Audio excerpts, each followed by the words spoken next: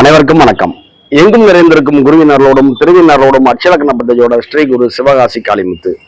அட்சலக்கண பദ്ധதி அப்படிங்கிற ஜோட முறையில நம்முடைய பொறுப்பு கால லக்னம் எதுவா இருந்தாலும் பரவாயில்ல, இன்றைய வயதின் லக்னம் அப்படிங்கிறது அட் பிரசன்ட்ல நம்மளுக்கு மீனம் அப்படிங்கிற போறவங்களுக்கான வருகின்ற 14/5/2025 முடிஞ்சு 15ஆம் தேதி பிறக்கிறப்ப நம்முடைய கோச்சார ரீதியாக வான மண்டலத்துல நகர்ந்து செல்லுகின்ற நம்முடைய குரு பகவான் ரிஷபம் அப்படிங்கிற வீட்டுல இருந்து மிதுனம் அப்படிங்கிற இடத்துக்கு மாறுறாங்க. அப்படி மாறும் பொழுது இந்த மீன அட்சய லக்னம் கொண்டவங்களுக்கு என்ன நடக்க போகுது, எப்படி எப்படி அவங்க வாழ்க்கையில தற்காத்து கொண்டு செல்லணும் அப்படிங்கிற சம்பந்தமான ஒரு சிறு பதிவாக இந்த பதிவு இருக்கு. பொதுவாகவே பார்த்தீங்க அப்படின்னா இன்னைக்கு தேதிக்கு மீன அட்சய லக்னம் கொண்டவங்களுக்கு கோச்சார் ரீதியாக சனி பகவான் அட்சய லக்னத்துக்குள்ள வந்திருக்காங்க. அவங்க யார் அப்படின்னா 11 அப்படிங்கிற மகிழ்ச்சி ஸ்தானத்திற்குரியவரும் 12 அப்படிங்கிற விரய ஸ்தானத்திற்குரியவரும் லக்னத்தை வந்திருக்காங்க. அப்படின்னா ஜாதகர் தன் சுய மகிழ்ச்சிக்காக சுய சந்தோஷத்திற்காக சரிங்களா விரயங்கள் செய்யக்கூடிய காலமாக சனி பகவான் உணர்த்துறாரு. இதே தருணத்துல வருகின்ற 30/5/2025 அப்புறம் பார்த்தீங்கன்னா கோச்சார ராகு கேது பகவான்கள் சரிங்களா கண்ணில இருக்கிற நம்ம கேது பகவான் அப்படியே பின்னோக்கி நகர்ந்து சிம்மத்துக்குள்ள வர்றாங்க. சரிங்களா நம்முடைய ராகு பவன் எங்க வர்றாங்க, மீனத்துல இருந்து கும்பத்துக்கு வர்றாங்க. சரிங்களா இதுவே ஒரு பதிவாக எடுத்துக்கணும். என்ன பதிவு, நம்முடைய கேது பகவான் இங்க வர்றாங்க, ராகு பவன் இங்க வர்றாங்க, கோச்சார சனி பகவான் திருக்கணித பஞ்சாங்கப்படி இங்க வந்துட்டாங்க. இவர் யார், விரையாதிபதி. அப்படின்னா அட்சய லக்னத்துக்கு 6ஆம் இடத்துல ராகுவும் 6ஆம் இடத்துல கேதுவும் 12ஆம் இடத்துல ராகுவும் இருக்கிறாங்க. இப்படி இருக்கும் பொழுது விரையாதிபதியா இருக்கிற சனிவான் லக்னத்துல இருக்கிறாங்க. சரிங்களா அப்படின்னா இப்ப கோச்சார சூரிய பகவான் இங்க இருக்கிறாங்க. அவர் யாரு, 6ஆம் அதிபதி. அப்படி இருக்கனால நம்மளோட அட் பிரசன்ட்ல பாத்தீங்கன்னா மீன் அட்சலக்கணம் கொண்டவங்க அதிகமான தொந்தரவுகளுக்கு ஆட்பட்டு போய்கிட்டு இருக்கிறாங்க. அப்படி இருக்கிறப்ப 1-10க்கு ஆதிபத்தியம் பெற்ற நம்மளுடைய குரு பகவான் இதற்கு முன்னாடி இந்த 3ஆம் இடம் அப்படிங்கிற இடத்துல இருந்தாங்க. 10க்கு 6ஆம் வீட்டுல இருந்து சில தொந்தரவுகள் வேலை சார்ந்த சில கொடுத்துட்டு இருந்தாங்க. இவங்க இப்படி நகர்ந்து இப்ப 4ஆம் இடம் அப்படிங்கிற இடத்துக்கு போறாங்க. இப்படி போகும் பொழுது என்ன அப்படின்னா பொதுவா மீன அட்சலக்கணம் போகும் பொழுது நம்ம செய்கின்ற ஒரு நன்மையும் தீமையும் என்ன அப்படின்னா ஒரு வீடு வாங்குவோம், சொத்து வாங்குவோம், அது சார்ந்த கடன்லாம் நம்ம அறியாம போய் ஆட்படுவோம். முக்கியமா அரசு சார்ந்த வங்கிகள்லாம் கடன் படுவோம். ஏன் அப்படின்னா 6ஆம் அதிபதியாக சூரிய மகாதேவர் இருக்கிறதுனால நம்ம இயற்கையாகவே அரசாங்க வங்கியில கடன் வாங்கிடுவோம். முதல் நட்சத்திரமாக இருக்கிற பூரட்டாதி 4 போறப்ப நவாம்ச புள்ளி 5 தொட்டு செல்லும்.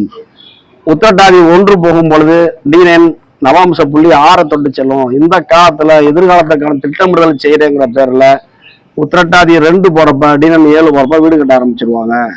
சரிங்களா அதுவும் எப்படி கட்டுவாங்க, மிக பிரம்மாண்டமாக ரொம்ப ஸ்ட்ராங்கான பில்டிங் கட்டுவாங்க. சரிங்களா நம்ம பேர் சொல்ல முடியாத பிரம்மாண்டமான வீடுகளை இந்த அட்சலக்கணம் போறப்ப உருவாக்கப்படும். அதுக்கப்புறம் பார்த்தீங்கன்னா உத்திரட்டாதி 3 போறப்ப நவாம்ச புள்ளி 8ல போகும். அந்நேரம் அதிகமான அழுத்தத்துக்கு ஆட்படுவாங்க. சரிங்களா அப்புறம் உத்திரட்டாதி 4 போறப்ப D9 9 போகும். நம்முடைய எதிர்காலத்தை இப்படிலாம் திட்டமிட்டு இருக்கலாம், நம்ம எங்கெங்கெல்லாம் கோட்டை விட்டோம் அப்படிங்கிற பத்தி சிந்தனை அதிகமாக ஓடும். ஒரு சிலர் இந்த பூரட்டாதி 4ல இருந்து இந்த உத்திரட்டாதி 4க்குள்ள இந்த செயலை அப்படின்னா ரேவதி நட்சத்திரம் 1ஆம் பாதம் போகும் பொழுது இவங்க என்ன செய்வாங்கன்னா வீடு கட்ட ஆரம்பிச்சிருவாங்க. அப்பயே அவங்க எப்படி கட்டுவாங்க, சூப்பரா பிரம்மாண்டமா கட்டிடுவாங்க. சரிங்களா அப்படின்னா D9 10 போகும், பிரம்மாண்டமா கட்டிடுவாங்க. D9 11 போறப்ப கடன் சார்ந்த பிரச்சனைகளுக்கு ஆட்படுறத அவங்க உணர ஆரம்பிப்பாங்க. இப்படி இருக்கும் பொழுது இந்த மீனை ஏல்பி போறப்ப யாரா இருந்தாலும் வீடு வண்டி வாகனம் சொத்துக்கள் அப்படிங்கிற அது சார்ந்த விஷயத்துக்கு ஆட்படுவாங்க அப்படின்னா மாற்று கருத்தை கிடையாது. 100% இயங்கும். சரிங்களா அப்படி இருக்கும் பொழுது 1-10க்கு ஆதிபத்தியம் பெற்ற நம்முடைய குரு பகவான் 4ஆம் இடத்துல வரனால நம்ம ஏற்கனவே ஒரு வீடு வச்சிருந்தோம் அப்படின்னா அது சார்ந்த அழுத்தங்கள், ஒரு கடன் இருந்தோம்னா கடன் சார்ந்த அழுத்தங்கள் அப்படின்னு 10 அழுத்தங்கள் சொத்து சுகத்தின் மூலமாக அம்மா மூலமாக தாம்பத்திய சுகம் சார்ந்து இப்படி அனைத்துலையுமே உட்காந்துரும். இப்ப 4 அப்படின்னா உழைக்கும் பார்ட்னர், அது சார்ந்த விஷயத்திலையும் அதிகமான அழுத்தங்களை உணரக்கூடிய காலம். 4ஆம் வீட்டுல இருக்கிற குரு பகவான் தன்னுடைய 5ஆம் பரவலை எங்க பார்ப்பானா 8ஆம் இடம் அப்படிங்கிறத பார்ப்பாங்க. அப்பனா தேவையற்ற திடீர் விரயங்கள், திடீர் மருத்துவமனை செலவுகள், அசிங்கங்கள், அவமானங்கள் இது சார்ந்த விஷயத்துல அழுத்தங்கள் வரும். 10ஆம் அதிபதியாகி 4ல இருந்து 8 பார்க்குறாங்க. அதுக்கடுத்து 10ஐயே பார்ப்பாங்க, வேலை சார்ந்த அழுத்தங்கள். அடுத்து 12 பார்ப்பாங்க, தேவையற்ற வீண் விரயங்கள் நம்ம இப்ப வரைக்கும் என்னென்னலாம் செஞ்சோம் அப்படிங்கிறத ரீகால் பண்றது. ஒழுங்கா நம்ம இப்படி இருந்திருக்கலாம், இப்படி செஞ்சிருக்கலாம், ஒரு கடனை வாங்கி கட்டுறதுக்கு மேற்கொண்டு நம்ம கடனை வாங்கி திரும்ப டம்ப் பண்ணி இருந்திருக்கோம், இந்த செயலை நம்ம செய்யாம இருந்திருக்கலாங்கிற சிந்தனைய குரு கொடுப்பாரு. எப்படி கொடுப்பாரு? அப்படி இல்லை அப்படின்னா குரு அப்படிங்கிறவர் தானாகவே முன் வந்து வழியை வந்து உதவி செய்கின்றவர் குரு. எப்படி?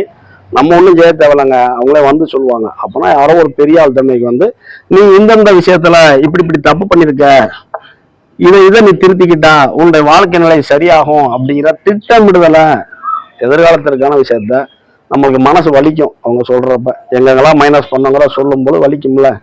அப்படி வந்து இதை வந்து சுட்டி காமிக்கிற இடத்துக்கு வந்திருக்காரு. இதை திருத்தி கொண்டா ஜாதகர் சரியாயிடுவாரு அப்படின்னு வந்து நீங்க உணர்ந்துக்கணும். சரிங்களா? அப்படின்னா 1ஆம் இடம் அப்படிங்கிற ஜாதகருக்கு 4ஆம் இடம் அப்படிங்கிற இடத்துல நம்முடைய கோச்சார குரு பகவான் செல்வதனால ஜாதகர் அப்படிங்கிறவரு தன் தாயை பற்றியும் அம்மாவை பத்தியும் சொத்து சூழலை பத்தியும் அதீதமான சிந்தனைகளுக்கு ஆட்படக்கூடிய காலம். இப்ப உதாரணமாக ஒரு 25 வயசு பையன் ஒருத்தன் இருக்கிறான் அப்படின்னா அவனோட எண்ணங்கள் எப்படி வருமா?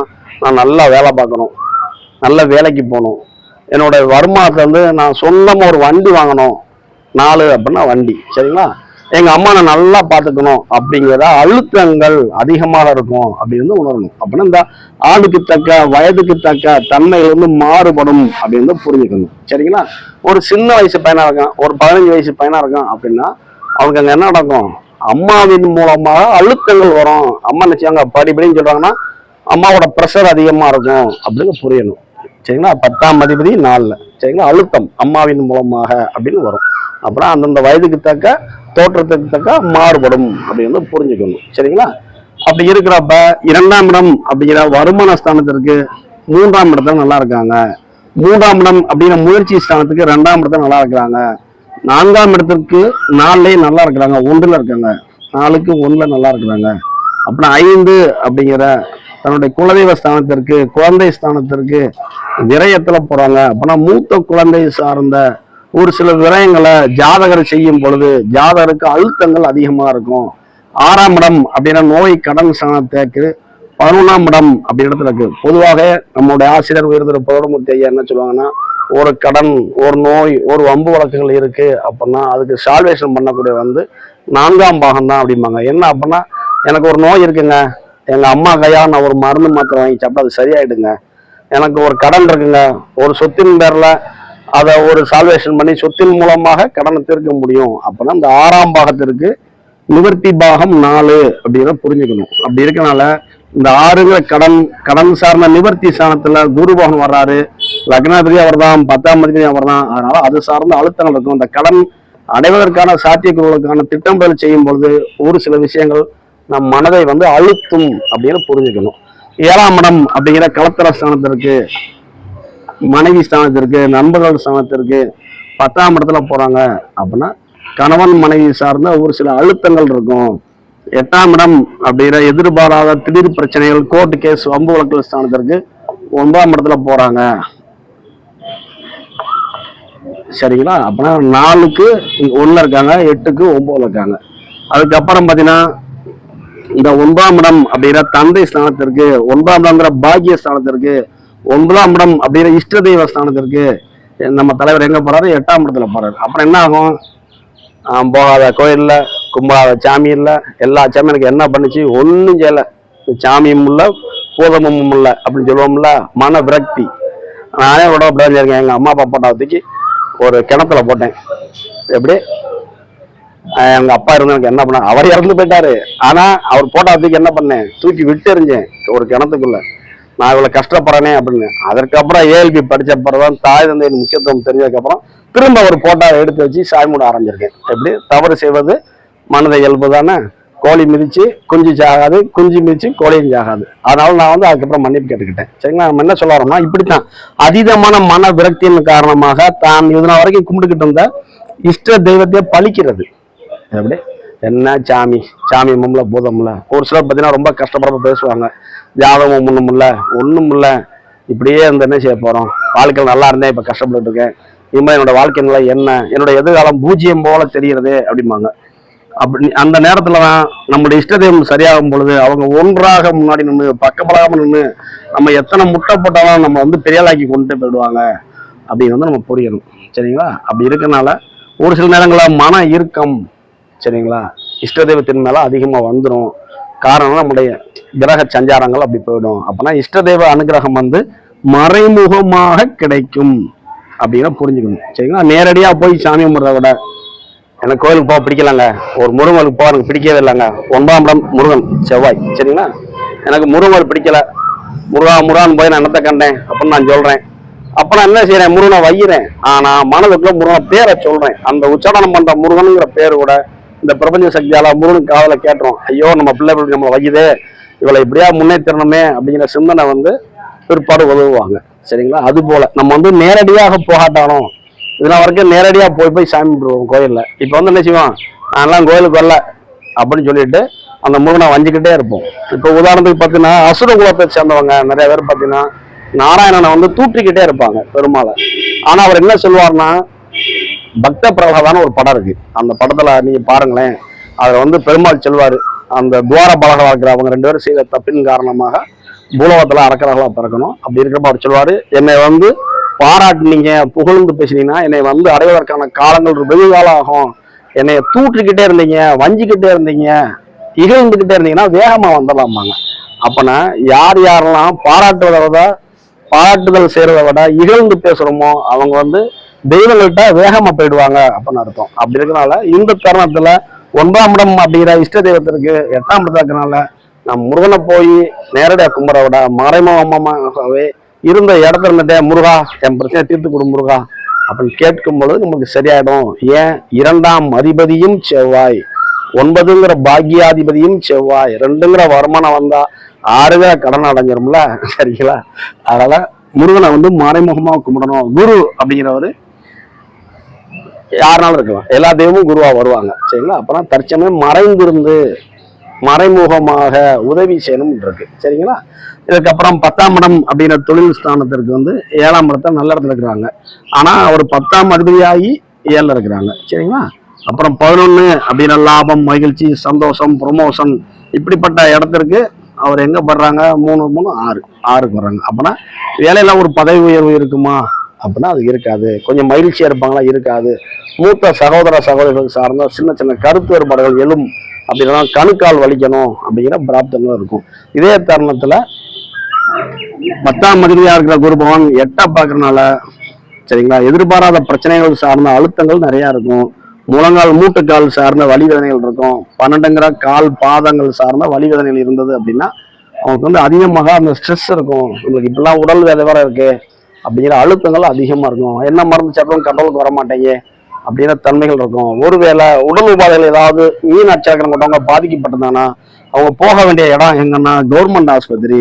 ஏன் அப்படின்னா 6ஆம் இடம் அப்படிங்கிறது நம்முடைய சூரிய பகவான். கவர்மெண்ட் ஆஸ்பத்திரியில் ஊசி போட்டால் சரியா போயிடும். சரிங்களா?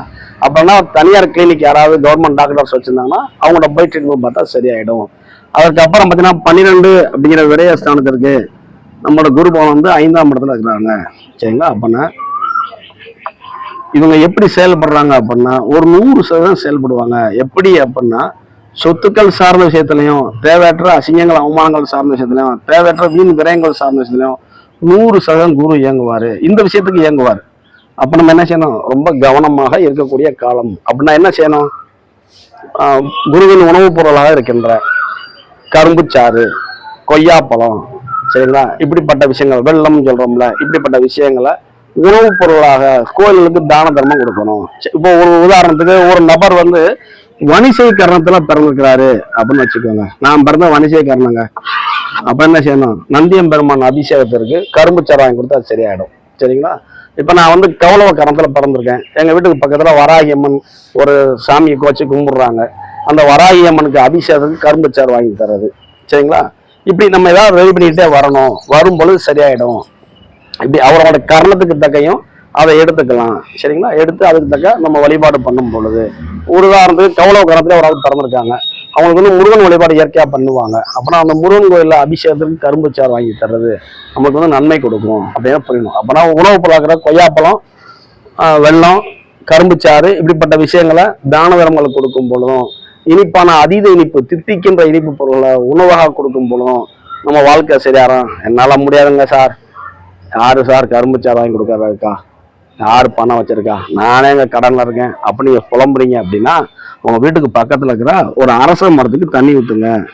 ஊத்துனா சரியாயிடும். ஆனா ரெகுலரா செய்யணும். ஒவ்வொரு வாரமும் வியாழக்கிழமை ஊத்துற ஒரு கடமையாக வச்சுக்கணும். இந்த ஏல்பி முடிவு வரைக்குமே அதை கண்டி பண்ணணும். தொடர்ந்து செய்யணும். ஒரு உடம்பு சரியில்லைன்னா டாக்டர் மாத்திரை கொடுத்தா எப்படி நம்ம ரெகுலரா சாப்பிட்றோம், காலையில மத்தியானம் சாயங்காலம்னு, அது போல ரெகுலராக செய்யணும். ஒரு வாரம் செஞ்சேன், 2 வாரம் செஞ்சேன், 3 வாரம் செய்யலைன்னா அது வந்து ரிவர்ஸ் அடிச்சிடும். கவனமா இருக்கணும். 6ஆம் இடம் அப்படிங்கிற இடத்துல கோச்சார கேது பகவான் 30/5/2020 அப்புறம் வரனால நம்ம என்ன செய்யலாம் அப்படின்னா, 6 அப்படிங்கிற அந்த இடம் வந்து சிம்ம வீடா இருக்கு. அப்படி இருக்கனால சிம்மம் அப்படின்னா நம்ம வந்து ஆலமரம்னு எடுத்துக்கோங்க. அப்படின்னா இந்த ஆலமரத்துல இருக்கிற கேது அப்படின்னா விழுதுகள்னு எடுத்துக்கோங்க. ஆலமரத்துல இருக்கிற விழுதுகள் தரையை தொடுவதற்கு ஒரு சில தடுமாறிக்கிட்டு இருக்கும். மாந்திரிகம் பண்றவங்க என்ன பண்ணுவாங்கன்னா, அமாவாசை காலங்கள்ல அந்த விழுதை வந்து ஒரே வட்டா வெட்டி எடுத்துருவாங்க. எடுத்து போய் மாந்திரியம் பண்ணுவாங்க. சரிங்களா? அப்பனா விழுதுகள் கீழே தரையை தொடுவதில் ஒரு சில இடைஞ்சல்கள் இருக்கும். நம்ம அப்படி இல்லாம ஒரு மண்ணை குழி பறிச்சு ஒரு சின்ன ட்ரம் வச்சு அதுல மண்ணு போட்டு அந்த விழுது நேர பூமிக்குள்ள போற மாதிரி ஒரு முயற்சி பண்ணா கூட நம்மளுடைய பிற்கால சந்ததிக்கு இந்த கேது பகவான் வந்து உதவி பண்ணிடுவாரு. ராகு கேதுக்கள் வந்து உதவி பண்ணுவாங்க அப்படின்னு புரியணும். சரிங்களா? அப்படின்னா ஆலமரத்தில் இருக்கிற விழுதுகள் பூமியை தொடுற அடகுல இருக்கிறப்ப கொஞ்சம் தடுமாறிக்கிட்டு இருக்குது, பூமியை உரசிக்கிட்டு இருக்கு, ஆனால் அதை தொட முடியல அப்படின்னா அதற்கு ஒரு உதவி செய்த கூட நமக்கு நன்மையை தரும். கிறிஸ்தவ கோயில்களில் ஒரு உதவி செஞ்சாலும் நமக்கு வந்து நன்மை கொடுக்கும். 6ங்கிறது சோசியல் சர்வீஸ். சரிங்களா? இப்படி ஏதோ ஒரு இடத்துல வேளாங்கண்ணியில் வந்து ஒரு கோயில் உற்சவம் நடக்குது, நம்ம வந்து கிறிஸ்தவனா போகணும் இல்லை, இந்துவாகவே போங்க, அங்கே போய் உங்களால் முடிஞ்ச ஒரு தொண்டு செஞ்சுட்டு வாங்க, சரியாயிடும். சரிங்களா? இப்படிப்பட்ட அற்புத ஜோட முறை. ஒரு கிரகம் நகர்ந்து போறதை வச்சு நம்ம எவ்வளவு பலன் சொல்றோம் பாருங்க. இப்படிப்பட்ட எளிய ஜோட முறை அட்சய லக்கண பദ്ധதி அப்படிங்கிற ஜோட முறை நம்மளுக்கு வருகின்ற அழுத்தங்களை எப்படி சரி பண்ணிக்கணும் அப்படின்னு நம்மளுக்கு தெரிஞ்சிட்டாலே இதை ஒரு எளிமையா ஒரு ஸ்டெப் ஃபார்வர்டு பண்ணா அடுத்த ஸ்டெப் பெருசாகிடும். எப்படி சின்ன சார்ஜஸ் இருக்கு, பெரிய சார்ஜஸ் இருக்கு, ரெண்டுமே பயன்படுத்தக்கூடியதான். இது இப்போ நாம் எடுத்து செய்கின்ற முதல் படி சிறு படியா இருந்தாலும் அடுத்தபடி பெரிய லெவலில் நம்ம முன்னேற்றோம் அப்படிங்கிறத புரிஞ்சுக்கணும். சரிங்களா? அதனால அனைவரும் கவனமாகவும் எச்சரிக்கையாகவும் இருக்க வேண்டிய காலங்கள் மீன அட்சய லக்னம் அப்படின்னு புரிஞ்சுக்கணும். சரிங்களா? இப்படிப்பட்ட அற்புத ஜோட முறை உருவாக்கிய நமது ஆசிரியர் உயர்ந்திருப்போட முத்தியாவுக்கு வழக்கமாக நன்றி சொல்றோம். எங்கும் நிறந்திருக்கும் குருவினர்கள் எப்பொழுதும் நம்ம அனைவருக்கும் கிடைக்க இந்த பிரபஞ்சம் நமக்கு ஆசீர்வதிக்கட்டும். அனைவருக்கும் நன்றி. வாழ்க வளமுடன். நம்ம சேனலுக்கு கொஞ்சம் வீடியோஸ் இருக்கும், சிம்பிள் வீடியோஸ். லைக் பண்ணுங்க, ஷேர் பண்ணுங்க, சப்ஸ்கிரைப் பண்ணுங்க. அவர் வளர்ந்து செல்ற மூத்த குருமாருக்கும் நம்ம நன்றி சொல்றோம். அனைவருக்கும் நன்றி. வாழ்க வளமுடன்.